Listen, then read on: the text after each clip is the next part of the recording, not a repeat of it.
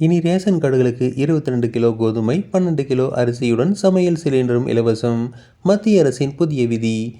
இந்தியாவின் பொது விநியோக அமைப்பு வறுமை கோட்டுக்கு கீழ் உள்ள மக்களுக்கு அடிப்படை உணவு பாதுகாப்பை உறுதி செய்வதில் எப்போதும் முக்கிய பங்காற்றி வருகிறது. அண்மை காலமாக அதிகரித்து வரும் பணவீக்கம், ஊட்டச்சத்து குறைபாடு குறித்த கவலைகளை தணிக்க மத்திய அரசு ஒரு பெரிய நலத்திட்டத்தை அறிமுகப்படுத்த உள்ளது.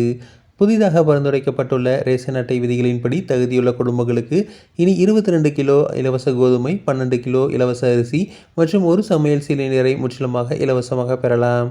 பொருளாதார ரீதியாக பலவீன பிரிவினருக்கு நேரடி நிவாரணம் அளித்து உணவு மற்றும் எரிபொருள் பாதுகாப்பை வழங்குவதே இந்த நடவடிக்கையின் முக்கிய நோக்கமாகும். இந்த திட்டத்தின் மூலம் கோடிக்கணக்கான குடும்பங்கள் பலனடைய வாய்ப்புள்ளதால் இது மிக முக்கியத்துவம் வாய்ந்த திட்டங்களாக உள்ளது. இந்த திட்டத்தின் வெற்றிக்கு பொதுமக்களின் பங்களிப்பு அத்தியாவசியமானது. மக்கள் தங்கள் ரேஷன் அட்டைகள் மற்றும் ஆதார் எண்கள் புதுப்பிக்கப்பட்டு இணைக்கப்பட்டுள்ளதை உறுதி செய்ய வேண்டும். ஏதேனும் ஒரு குடும்பம் தவறாக ஒதுக்கப்பட்டால் உள்ளூர் அதிகாரிகளுக்கு தகவல் தெரிவிக்க வேண்டும். விநியோகத்தில் தாமதம் அல்லது முறைகேடுகள் இருந்தால் புகார் நிவாரண அமைப்பை பயன்படுத்தலாம். இந்த திட்டம் வெற்றிகரமாக செயல்படுத்தப்பட்டால் நேரடியாகவும் மறைமுகமாகவும் பல நன்மைகள் கிடைக்கும். குடும்பங்களுக்கு மாதாந்திர உணவு உறுதி செய்யப்படும். குழந்தைகள் மற்றும் கர்ப்பிணி பெண்களுக்கிடையே ஊட்டச்சத்து குறைபாடு குறையும். சமையலுக்கு கிடைத்துள்ள எரிவாயு சிலிண்டர் மூலம் பெண்கள் விறகு புகையால் ஏற்படும் தீங்கு மற்றும் எரிபொருள் சேகரிப்பில் செலவிடும் நேரம் குறையும்.